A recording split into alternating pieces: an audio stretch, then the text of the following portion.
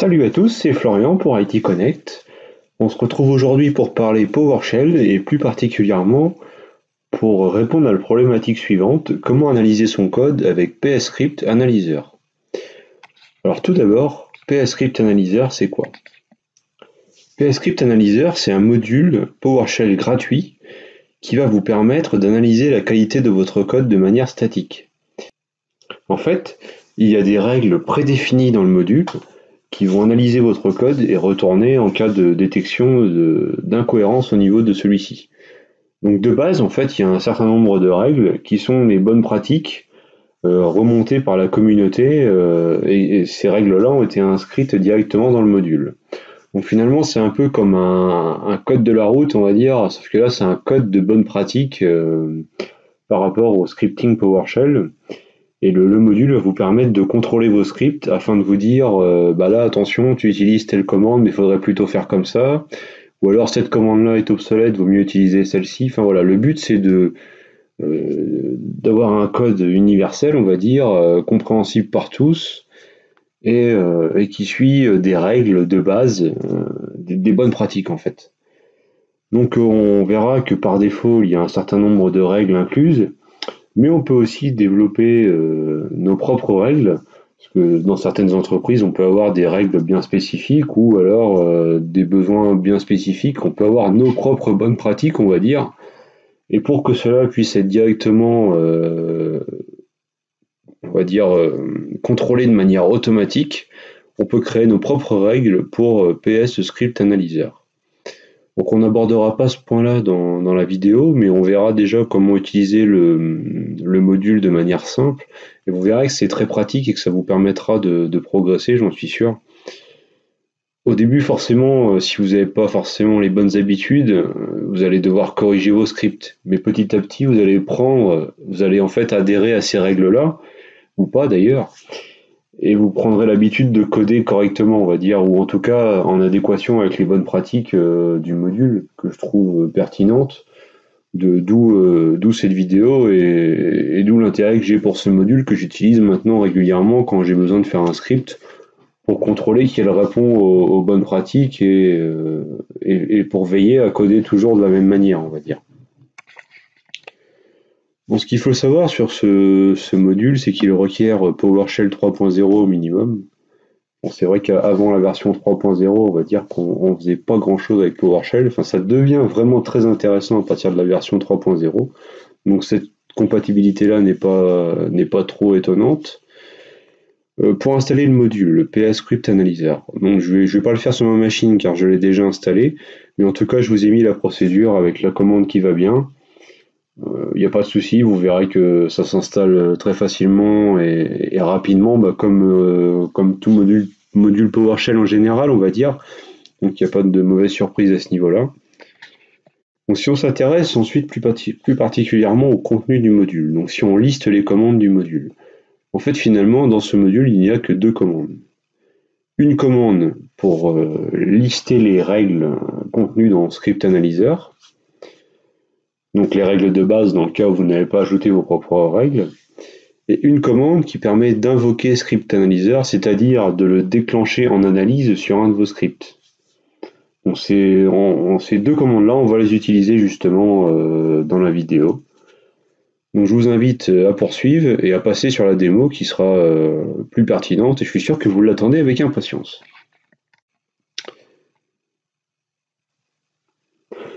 Donc voilà, je vous invite à ouvrir une commande PowerShell sur votre poste après avoir installé le module. D'ailleurs pour l'installer si ce n'est pas encore fait. Et donc pour vous montrer que le module est bien installé sur ma machine, voilà, vous voyez qu'il retourne bien les deux commandelets dont je vous parlais précédemment.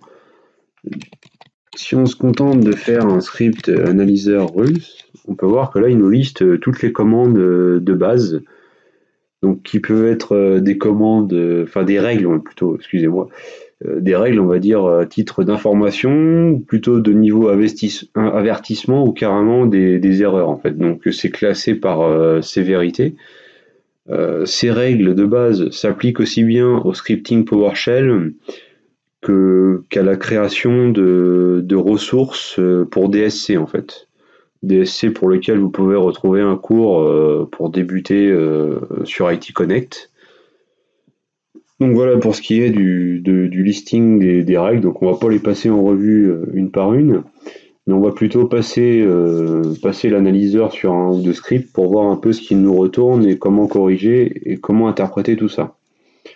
Alors ce que je vous invite, ce n'est pas à faire comme moi parce que vous n'avez pas forcément le même script que moi, mais c'est à regarder un petit peu ce qui se passe. Donc si je fais un invoke script analyseur sur un script qui s'appelle move SMBSHA que j'ai fait il n'y a pas très longtemps et qui permet en fait pour info de déplacer une arborescence de partage d'un volume vers un autre en conservant les ACL. Donc voilà, donc j'ai pas encore passé le script analyseur sur ce script que j'ai fait assez rapidement, donc on va voir justement un peu s'il y a des choses à corriger. Donc il suffit de mettre le commandlet suivi du nom du script et d'appuyer sur Enter. Donc voilà, donc apparemment il y a 3 règles qui ont matché. Il s'avère qu'en fait c'est 3 fois la même règle, c'est-à-dire que j'ai fait 3 fois la même incohérence, on va dire, qui est de niveau avertissement, au niveau des lignes 9, 18 et 41. Alors qu'est-ce que ça nous dit? Ça nous dit que j'ai utilisé where, qui est un alias de la commande whereObject, et que les alias peuvent être source de problèmes. Donc en gros, ce que nous invite à faire PSScript Analyzer, c'est de remplacer les endroits où j'ai marqué where par whereObject. Tout simplement pour éviter d'utiliser des alias et avoir un code clair et compréhensible par tout le monde. En fait, pour éviter les ambiguïtés tout simplement. Donc je vais basculer sur PowerShell ISE, justement, on va regarder un petit peu le code au niveau des lignes 9, 18 et 41. Pour voir si ça correspond bien à ce que nous remonte le script analyseur.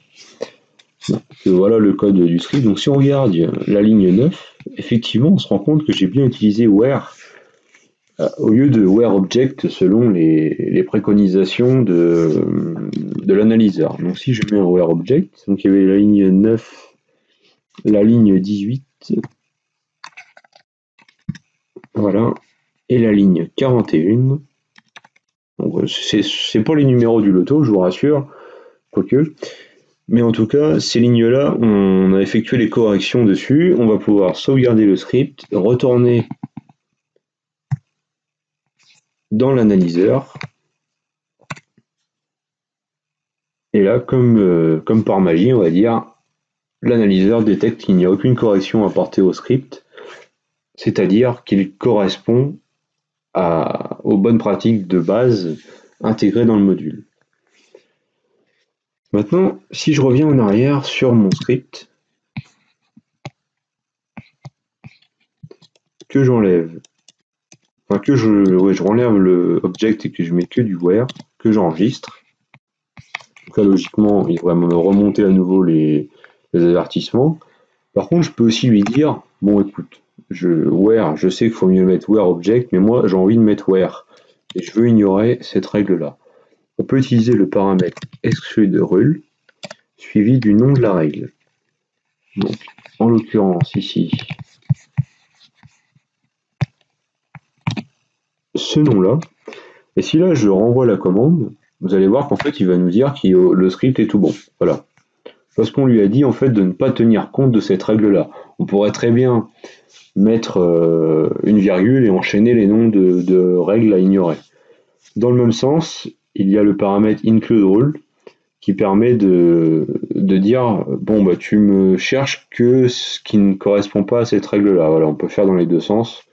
Moi je trouve que ça peut être plus pertinent dans ce sens-là, mais bon après à voir selon vos besoins. Mais au moins vous connaissez le paramètre. Alors ce qu'on peut également faire, c'est classer par sévérité. Et on peut lui dire tu me ressors que dans le cas où ça match sur une règle avec la sévérité erreur, pour vraiment remonter ce qui est critique en fait. Donc si je le lance, là on voit qu'il n'y a aucune règle qui match, aucune règle de type erreur, on va dire, qui match sur ce script là. Par contre si je mets warning, logiquement, voilà, il nous retourne le même résultat qu'au préalable, ce qui est logique puisque la règle concernée est de type warning. Je vous propose maintenant de passer à l'analyse d'un deuxième script dans lequel j'ai volontairement inclus des erreurs, on va dire, afin de pouvoir pousser plus loin les détections de script analyzer et de voir différents types. Donc je vais invoquer le script analyzer sur le script dans lequel j'ai inclus des erreurs. Voilà, donc là on peut voir qu'on a des erreurs différentes de celles remontées précédemment. Alors, tout d'abord on a une erreur qui nous dit, donc toujours de type warning, mais cette fois-ci qui nous indique qu'il y a une variable message1 qui est déclarée mais qui n'est jamais utilisée. Voilà, typiquement c'est le genre de choses qu'on ne voit pas forcément à première vue quand on fait un script, surtout s'il a énormément de lignes. Mais on peut avoir comme ça une variable qui traîne et qui n'est pas utilisée et qu'il vaut mieux tout simplement enlever. Ensuite, on a une remontée par rapport à l'utilisation de writehost pour afficher du contenu à l'écran. Alors depuis peu, et notamment dans cette règle, il est préférable en fait d'utiliser une des autres commandelets qui font à peu près la même chose de manière différente selon ce qu'on cherche à faire, d'une redirection dans la console ou dans un fichier. Donc on a write output, write verbose ou write information. Donc je pourrais vous mettre dans la description de la vidéo YouTube, il y a un article intéressant qui explique les différences en fait entre ces commandelets, ce qui vous permettra de faire le bon choix dans le cas où ce cas de figure vous est présenté. Et enfin la dernière la dernière règle en attention qui remonte, donc c'est un for each que j'ai inscrit directement dans le code du script, et il me dit qu'il vaudrait mieux mettre un for each object de la même manière que tout à l'heure j'avais mis un where, et il me dit qu'il faut mieux mettre un where object. Donc là encore j'ai utilisé un alias de commande, et lui il considère que c'est pas bien, que la bonne pratique c'est d'utiliser le nom complet. Donc maintenant si je vous montre le code de ce script là pour que vous puissiez constater que les différentes choses remontées par le script analyzer et surtout qu'elles sont vraies, c'est déjà, il nous disait que la variable message1 est déclarée mais pas utilisée. Donc finalement quand on regarde le code, on se rend compte que c'est vrai, puisque je la déclare ici, je lui affecte une valeur, mais à aucun moment je l'utilise. Donc ça, ok.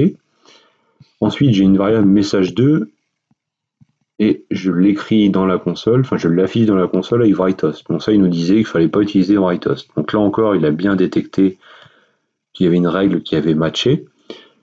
Et enfin, il y avait le for each où il me disait qu'il fallait mieux utiliser for each object. Donc là, on voit bien que j'avais bien mis un for each, mais que lui, il me dit qu'il faut mettre un for each object. Et enfin, on avait le where ici, où là, cette fois-ci, je n'ai pas fait l'erreur de mettre seulement where, mais j'ai bien mis where object. Et on a bien vu qu'il ne l'a pas remonté. Donc il a considéré que c'était codé correctement, on va dire. Donc finalement, si on devait corriger tout ça, on pourrait enlever cette variable-là qui au final ne sert à rien, passer sur un write output ici par exemple, on sauvegarde le script et on renvoie l'invocation. Voilà, et donc là immédiatement il a tout de suite vu qu'il n'y avait plus aucun problème dans ce script-là, qu'il n'y avait aucune règle qui matchait, donc tout était bon par rapport aux bonnes pratiques de base inclus dans le script analyzer. Je répète, c'est important parce que ça ne veut pas dire que votre script est parfait, même si c'est peut-être le cas, mais en tout cas, ça veut dire que ça répond à un certain nombre de règles, mais qui ne sont pas forcément exhaustives. Le but, c'est que le module soit complété au fur et à mesure et qu'il soit de plus en plus complet et précis pour vous aider à faire des scripts impeccables. Pour ma part, j'en ai fini avec la démonstration de ce module. J'espère que ça vous donne envie de l'utiliser et de le passer sur vos scripts un petit peu pour voir ce qui ressort et éventuellement faire des corrections. Je vais vous mettre également dans la description de la vidéo YouTube un lien sur un article sur un blog TechNet où vous pourrez voir comment créer vos propres règles pour PS Script Analyzer, ce qui est intéressant pour aller plus loin et vraiment personnaliser le module. Donc voilà, donc je vous invite comme d'habitude à nous suivre sur itconnect.fr et puis à vous abonner à notre chaîne YouTube. J'espère que cette vidéo vous a plu et puis je vous dis à bientôt.